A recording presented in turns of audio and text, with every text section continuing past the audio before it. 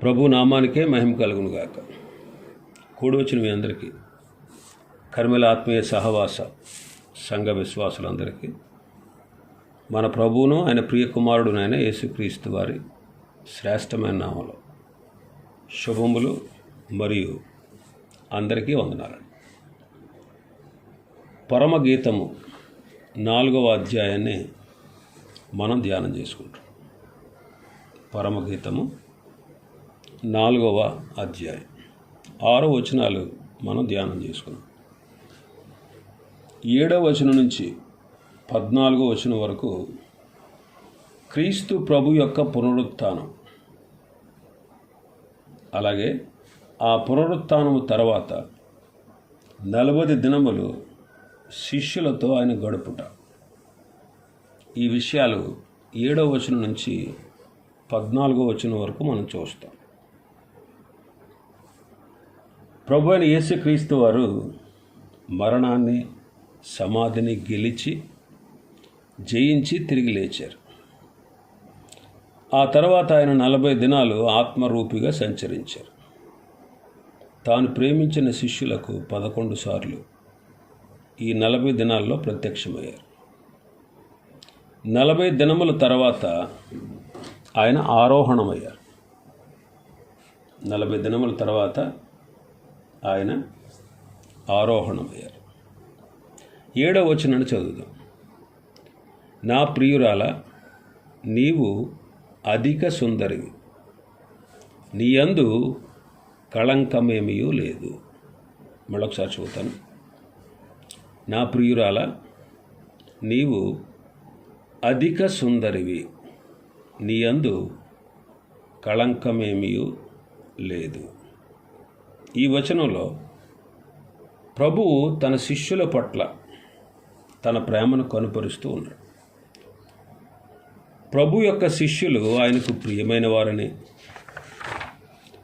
ఆయన తెలియజేస్తూ ఉన్నాడు. అధికమైన సౌందర్యం, ఆత్మీయ అందం వారిలో కనిపిస్తూ ఉంది.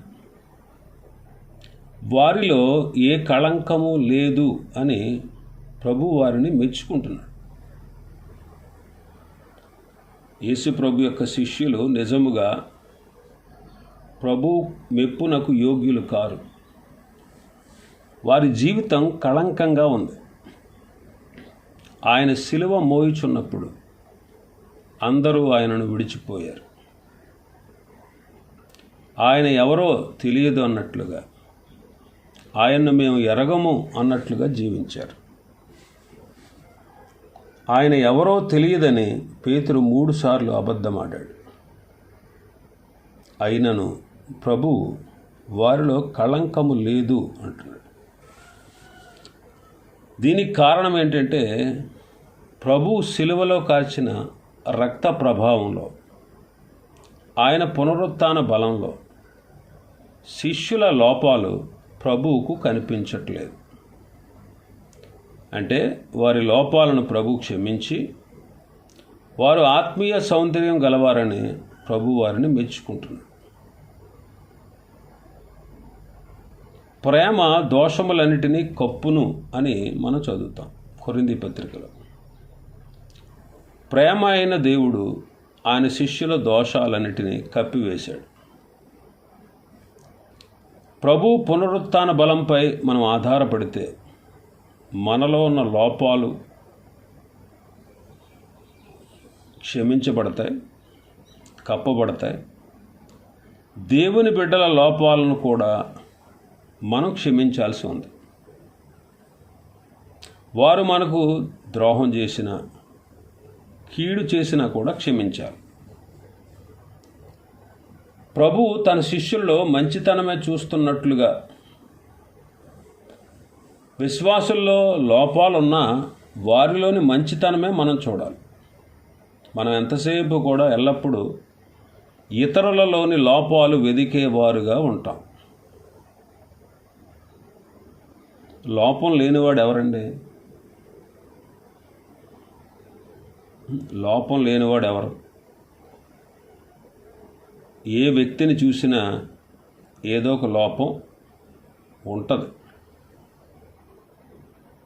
చాలామంది ఎల్లప్పుడూ కూడా ఇతరులలోని లోపాలను వెదికేవారుగా ఉంటారు. ప్రభు తన శిష్యులను ఏ లోపం లేనివారుగా ఎలా చూశాడో ఆ విధంగా ఇతరుల లోపాలు మనం క్షమించాలి. వారిలో ఏ కళంకం మనకు కనిపించకూడదు. ఇతరుల్లో లోపాలు చూడకుండా ఏ విధంగా ఉండాలో మనం కొన్ని వాక్యాల ద్వారా గమనించగలం. యోబు గ్రంథం 11వ అధ్యాయం 15వ వచనం. నిశ్చయముగా నిర్దోషివై నీవు సంతోషించదువు, నిర్భయుడవై నీవు స్థిరపడి ఉందువు. నయమాతీయుడైనటువంటి జోఫరు ఈ మాటలు యోబుకు చెబుతున్నాడు. పాపము నీ చేతిలో ఉండడం చూసేవనుకో, నీవు దాన్ని విడిచిపెట్టాలి. నీ గుడారములో నుండి దుర్మార్గతను నీవు తీసేయాలి. అప్పుడు నిశ్చయముగా నీవు నిర్దోషివై సంతోషిస్తావు, నిర్భయుడవై స్థిరపడి ఉంటావు అంటాడు. అంటే మన హృదయాల్లో ఉన్న దుర్మార్గతను మనం తొలగించుకోవాలి. నిర్దోషమైన మార్గంలో మనం జీవించాలి. మన క్రియల్లో ఏ విధమైన పాపము కనిపించకూడదు. దుర్మార్గత అనేది ఏ రూపంలో ఉన్నా మనం విడిచిపెట్టాలి. మనం చేతులు దేవుని వైపు ఎత్తి ప్రార్థన చేయాలి. మన మనస్సు తిన్నగా నిలపాలి. లోకాన్ని, పాపాన్ని ప్రేమించే మనస్సు మనలో ఉండకూడదు. మనలో, మన జీవితంలో, మన కుటుంబంలో ఉన్న దుర్మార్గత, దుష్టత్వం తీసివేయాలి. మన హృదయాంతరంగంలో కూడా అపవిత్రతకు చోటు ఉండకూడదు. ఈ విధమైన పరిశుద్ధమైన, నిష్కపటమైన జీవితం మనకుంటే ఇతరుల లోపాలు మనకు కనిపించవు. ఒకవేళ కనిపించినా అలాంటి వారిని మనం క్షమిస్తాం. ఇది ఆదర్శమైన ఆత్మ సంబంధమైన జీవితం. మన భాగంలో 7వ వచనం మనం చూస్తే, ప్రభు బిడ్డలు అనగా ఆయన శిష్యులు నిష్కలంకులు అని ప్రభు మెచ్చుకుంటున్నాడు. నా ప్రియురాల, నీవు అధిక సుందరివి, నీ యందు కళంకమేమీ లేదంట. దీనికి కారణం వారి పట్ల ఆయనకున్న పరిశుద్ధమైన ప్రేమ. క్రీస్తు ప్రభు వారు సంఘాన్ని ప్రేమించారు. సంఘంలో ముడతలున్నాయి, కళంకం కూడా ఉంది. అయినా తన శిష్యులను క్షమించి ప్రేమించినట్లు మనల్ని కూడా క్షమిస్తున్నాడు, ప్రేమిస్తున్నాడు. మనం పరిశుద్ధమైన సంఘముగా, నిర్దోషమైన సంఘముగా, మహిమగల సంఘముగా ఉండాలనేది ప్రభు యొక్క ఆశ. అందుకొరకే ఆయన మన కోసం బలైపోయాడు. తన వాక్యాన్ని ఇచ్చి, వాక్యము ద్వారా మన జీవితాలను శుద్ధి చేస్తున్నాడు. మనకు అంటుచున్నటువంటి లోక సంబంధమైన అపవిత్రత నుండి వాక్య సహాయము ద్వారా అనుదినము మనల్ని కడుగుతాడు. కాబట్టి అనుదినం మనం కడగబడాలి అంటే వాక్య సహాయాన్ని మనం తీసుకోవాలి. యాకోబు పత్రిక 1వ అధ్యాయం 27వ వచనం. తండ్రి అయిన దేవుని ఎదుట పవిత్రమును నిష్కలంకమునైన భక్తి ఏదనగా, దిక్కులేని పిల్లలను, విధవరాండ్రను వారి ఇబ్బందిలో పరామర్శించుటయు, ఇహలోక మాలిన్యము తనకంటకుండా తను తాను కాపాడుకొనుటయునే. పవిత్రమైన నిష్కళంకమైన భక్తిని గూర్చి భక్తుడు ఇక్కడ సెలవిస్తున్నాడు. పరమగీతము 4వ అధ్యాయం 7వ వచనంలో ఉన్నటువంటి ఈ పవిత్రమైన నిష్కళంకమైన భక్తి జీవితాన్ని, మాదిరి అయిన జీవితాన్ని ప్రభు తన శిష్యులకు చూపిస్తూ ఉన్నాడు. దిక్కులేని అనాథలుగా ఉన్న ఆయన శిష్యులను ఆయన పరామర్శిస్తున్నాడు. మనసులు చెదిరిపోయి వారి ఆశలన్నీ కూడా అడియాశలై వారు నిరాశలో ఉన్నారు. అలాంటి సమయంలో ప్రభు వారిని దర్శిస్తాడు. అలాంటి సమయంలో వారిని పరామర్శించి దర్శించి వారిని ఘనపరుస్తూ ఉన్నాడు. ఇదే పవిత్రమైన నిష్కలంకమైన జీవితం. ఇహలోక మాలిన్యం అంటకుండా జీవించాలని ప్రభు కోరుతా ఉన్నాడు. ప్రభువు తన కృపలో తన శిష్యులను పరామర్శించి ఆదర్శమైన నిజమైన భక్తి మార్గం ఏంటో తెలియజేస్తున్నాడు. దిక్కులేని వారిని పరామర్శించాలని, బాధల్లో ఉన్న వారికి సహాయపడాలని, నిష్కళంకంగా జీవించాలని ప్రభువు హెచ్చరిస్తున్నాడు. అందుకే ఈ వచనంలో 4వ అధ్యాయం 7వ వచనంలో ఆయన తన శిష్యులను మెచ్చుకుంటూ వారిలో కళంకము లేదు అంటున్నాడు. ఇటువంటి భక్తి మనందరికీ ఆదర్శవంతమైనది. మనమంతా కూడా అనుసరింపతగినదన్నమాట. పేతురు 2వ పత్రిక 3వ అధ్యాయం 14వ వచనం. ప్రియులారా, వీటి కొరకు మీరు కనిపెట్టువారు గనుక శాంతము గలవారై ఆయన దృష్టికి నిష్కళంకులుగాను నిందారహితులుగాను కనబడినట్లు జాగ్రత్త పడుడి. ఇక్కడ నిష్కళంకమైన భక్తిని గూర్చి మరలా ప్రభు సెలవిస్తున్నాడు. నిష్కళంకమైన భక్తితో జీవించేవారు నిందారహితులుగా ఉంటారు. ప్రభు ఆగమన కొరకు మనం ఎదురు చూస్తూ ఉన్నాం కాబట్టి ఎంతో పవిత్రమైన జీవితం కలిగి ప్రభు ఎదుట మనం లెక్క అప్పగించుటకు సిద్ధపడాలి. ప్రభువు పునరుత్థానుడైన తర్వాత శిష్యులకు ఈ విషయాన్ని బోధిస్తున్నాడు. ఆయన ఎంత పరిశుద్ధుడో ఆయన బిడ్డలు కూడా అంత పరిశుద్ధులుగా ఉండాలని, వారిలో ఏ విధమైన కళంకానికి తావుండకూడదని ప్రభు ఆశిస్తున్నాడు. అందువల్ల దేవుని బిడ్డలైనటువంటి మనం ప్రభు యొక్క పునరుత్థాన బలంపై ఆధారపడి ఆయన పవిత్రమైన ప్రేమను రుచి చూస్తూ పవిత్రమైన జీవితాలు జీవించడం అలవాటు చేసుకోవాలి. ఇటువంటి జీవితం మనం జీవించాలని ప్రభు మనకు బోధిస్తూ ఉన్నారు. 4వ అధ్యాయం 3వ వచనంలో మనం అదే చూస్తాం. నీ పెదవులు ఎరుపు నూలును పోలి ఉన్నవి, నీ నోరు సుందరము, నీ ముసుగు గుండా నీ కణతలు ఇచ్చిన దాడిమ ఫలం వలె అగుపడుచున్నవి. ఎలాంటి జీవితాన్ని జీవించాలని ప్రభు కోరుతాము. తిమోతి 2వ పత్రిక 2వ అధ్యాయం. తిమోతి 2వ పత్రిక 2వ అధ్యాయం 22వ వచనం.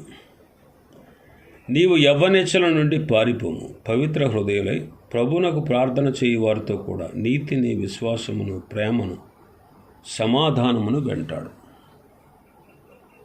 ఈ వచనంలో నిష్కళంకులు ఏ రీతిగా జీవించగలరో ప్రభు తెలియజేస్తున్నాడు. నిష్కళంకమైనటువంటి జీవితం మనకు ఉండాలంటే మనం ఘనమైన జీవితాన్ని జీవించాలి. జగడాలు, పేచీలు మనలో ఉండకూడదు. అపవిత్రమైన జీవితం మనలో ఉండకూడదు. శరీర ఇచ్ఛలకు తావుయ్యకూడదు. మనం పరిశుద్ధమైన మార్గంలో నడవాలి. శరీర ఇచ్ఛల నుండి పారిపోవాలి. హృదయం పరిశుద్ధంగా ఉండాలి. ఎక్కువగా ప్రార్థించాలి. ప్రార్థించే వారితో కలిసి మరి ఎక్కువగా మనం ప్రార్థించాలి. నీతిని, విశ్వాసాన్ని, ప్రేమను, సమాధానాన్ని కలిగి జీవించాలి. ఇదే నిష్కళంకమైన జీవితం. ఇటువంటి జీవితం మనలో ఉండాలని ప్రభువు ఆశిస్తూ ఉన్నాడు. అదే విషయాన్ని ఈ 7వ వచనంలో తెలియపరుస్తున్నాడు.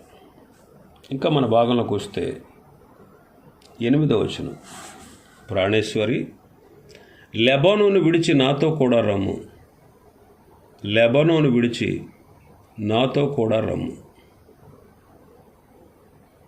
అమాన పర్వతపు శిఖరము నుండి, శనీరు హెర్మోనుల శిఖరము నుండి, సింహ వ్యాఘ్రములుండు గుహలు గల కొండలపై నుండి నీవు క్రిందికి చూచెదవు. ప్రాణేశ్వరి, లెబానోను విడిచి నాతో కూడా రమ్ము. ఈ వచనం ప్రభు పునరుత్థాన ప్రత్యక్షతలతో సంబంధం కలిగినటువంటి వచనం. ప్రభు పునరుత్థానుడైన తర్వాత ఆయన శిష్యులకు 11 సార్లు ప్రత్యక్షమయ్యాడు. వారికి అవసరమైన విషయాలు బోధించాడు. ఈ వచనంలో కూడా అలాంటి ప్రబోధం ఉంది. పునరుత్థాన ప్రబోధాలే ఈ వచనంలో మనం గమనిస్తాం. లెబానోను విడిచి నాతో కూడా రావాలని ప్రభు కోరుతా ఉన్నాడు.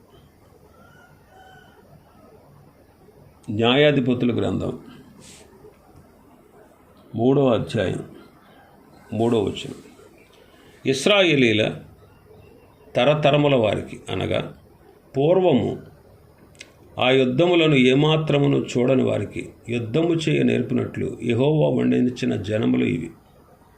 ఫిలిస్తీన్ల 5 సర్దారులను, జనులను, కనానీయులందరూ, సీదోనీయులు, బయల్హెర్మోను మొదలుకొని హమాతుకు పో మార్గం వరకు లెబానోను కొండలో నివసించే హెబీయులు యెహోవా మోషే ద్వారా తమ తండ్రులకు ఇచ్చిన ఆజ్ఞను వారు అనుసరించడం లేదో తెలుసుకున్నట్లు ఇశ్రాయేలులను పరిశోధించుటకై ఆ జనములను ఉండనిచ్చాను.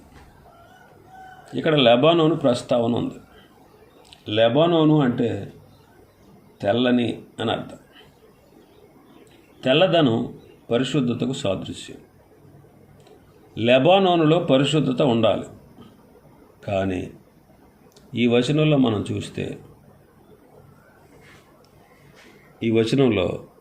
చూస్తే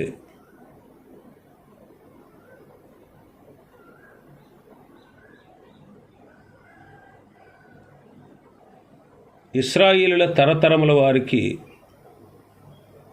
అంటే యుద్ధం ఏమాత్రము చూడని వారికి యుద్ధము చేయ నేర్పించేటట్లు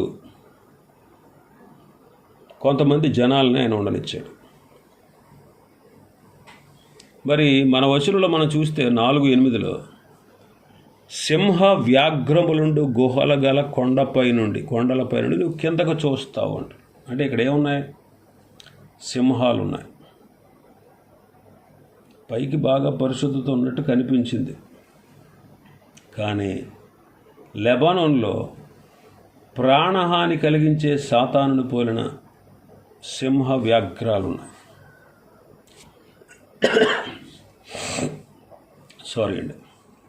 ఇలాంటి ప్రమాదకరమైన ప్రదేశాన్ని విడిచిపెట్టాలని ప్రభు కోరుతున్నాడు.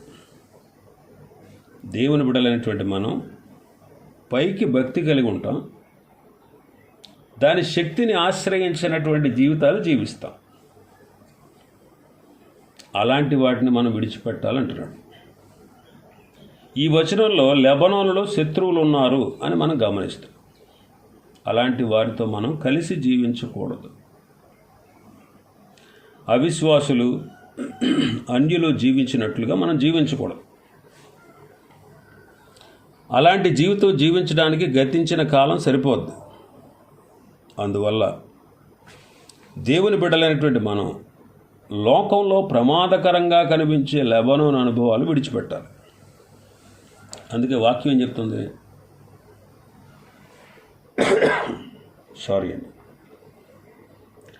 అవిశ్వాసులతో విజ్జోడుగా ఉండకండి.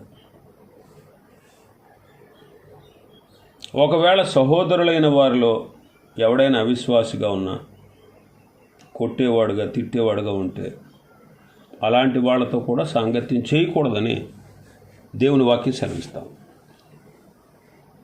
ఈ విధమైన ఆత్మీయ ప్రమాదానికి దారితీసే అనుభవాన్ని ఓడించి ప్రభులో మనం ముందుకు సాగిపోవాలి. రాజుల మొదటి గ్రంథం 5వ అధ్యాయం 14వ వచనం.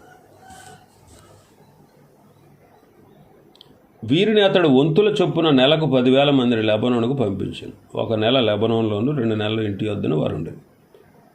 ఆ వెట్టి వారి మీద అదోనీరాము అధికారి అయి ఉండేది. లెబానోను ఇక్కడ వెట్టి చాకరీకి సాదృశ్యం. సొలొమోను కాలంలో దేవుని ప్రజలు దేవుని పని చేశారు. సొలొమోను చనిపోయాక రెహబాము రాజు అయ్యాడు. రెహబాము దగ్గరికి ప్రజలు వచ్చి, నీ తండ్రి బరువైన కాడిని మా మీద ఉంచాడు, మీ తండ్రి నియమించిన కఠినమైన దాస్యం మా మీద అతడు ఉంచినటువంటి బరువైన కాడి నువ్వు కాస్త తేలిక చేయి అని కోరారు. అంటే ఇక్కడ దీన్ని బట్టి లెబానోనులో వెట్టి చాకిరి, బరువైన కాడి ఉన్నాయని మనకు అర్థమవుతుంది. ఇది అవిశ్వాస జీవితానికి సాదృశ్యం. పరిశుద్ధులుగా మనం ఉన్నప్పటికీ అవిశ్వాసుల వలె అనేక బలహీనతలకు మనం వెట్టి చాకిరి చేస్తాం. అవి మనల్ని బానిసలుగా చేసి చివరకు విశ్వాసభ్రష్టులుగా చేస్తాయి.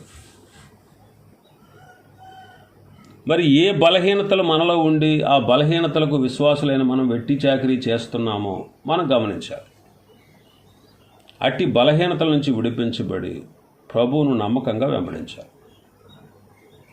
అందువల్లనే ప్రభు లెబానోను విడిచి నాతో కూడా రమ్ము అంటున్నాడు. యెహెజ్కేలు గ్రంథం 17వ అధ్యాయం 3వ వచనం. నానా విధములకు విచిత్ర వర్ణములు గల రెక్కలను, ఈకెలను, పొడుగైన పెద్ద రెక్కలను గల ఒక గొప్ప పక్షిరాజు లెబానోను పర్వతమునకు వచ్చి ఒక దేవదారు వృక్షపు పై కొమ్మను పట్టుకొనెను. ఈ వచనంలో కూడా లెబానోను పర్వతం కనిపిస్తుంది. 11-12 వచనాల్లో మనం చూస్తే లెబానోనులో ఉన్నటువంటి దేవుని ప్రజలు తిరుగుబాటు చేస్తున్నారు. 11-12 వచనాల్లో మనం ఆ మాటలు చదువుతాం. మరి యెహోవాకు నాకు ప్రత్యక్షం ఇలాగ సెలవిచ్చాను, తిరుగుబాటు చేయు వీరితో ఇట్లనుము. లెబానోన్లో ఉన్న దేవుని ప్రజలు తిరుగుబాటు చేస్తున్నారు. దేవుని ప్రజల్లో ఈ తిరుగుబాటు జీవితం ఎక్కడా కనిపించకూడదు. దేవుని బిడ్డలంతా దేవునికి విధేయులై జీవించాలి. దేవుని బిడ్డలంతా దేవునికి విధేయులై జీవించాలి. బిడ్డలు తల్లిదండ్రులకు విధేయులు అవ్వాలి. భార్యలు భర్తలకు విధేయులు అవ్వాలి. సంఘములో యవ్వనస్తులు, చిన్నలు, పెద్దలకు విధేయులు అవ్వాలి. దేవుడిచ్చిన అధికారానికి మనం విధేయులం అవ్వాలి. ఒకవేళ దేవుడిచ్చిన అధికారాలకు విధేయులు కానివారు దేవునికి కూడా విధేయత చూపలేరు. కాబట్టి దేవుణ్ణి ఎదిరించే లెబానోను అనుభవాన్ని విడిచి ప్రభువుతో మనం ముందుకు సాగిపోవాలి. ఇంకా ఈ వచనంలో చాలా విషయాలు ఉన్నాయి. ప్రభు చిత్తమైతే రేపటి దినం మనం ధ్యానం చేసుకుందాం. దేవుడి వర్తమాన వాక్యాన్ని మన వినికిడిలో ఆశీర్వదించునుగాక. ఆమేన్.